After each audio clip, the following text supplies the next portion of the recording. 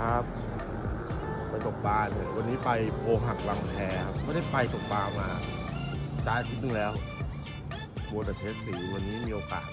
ไปลุยกันอย่างเซ็งเลยเอาเหยื่อแฝงไว้ที่ไกด์ตัวเนี้ยตกหายโอ้จะไปปากยางใครก็พอนี่เขามารับลอกกับน้าแนมนะมาที่บ้านใครสนใจล้างลอกก็ทักน้าแนมมาได้ที่ Facebook สุริยากันจินดานะครับผมไปตกปลาต่อโอ้หักหัวโบหักมาถึงแล้วหมายคลองลอกโพหักนะครับผมยังไงวันนี้ก็ฝากรบกวนเพื่อนๆติดตามนะครับว่าตัดปังติดปากเลยจะทำงานได้สักเท่าไหร่นี่อันนี้สีแดงที่100%แล้วนะครับผมให้ฝากเพื่อนอย่าท้อก่อนไปเทิงเส้นใส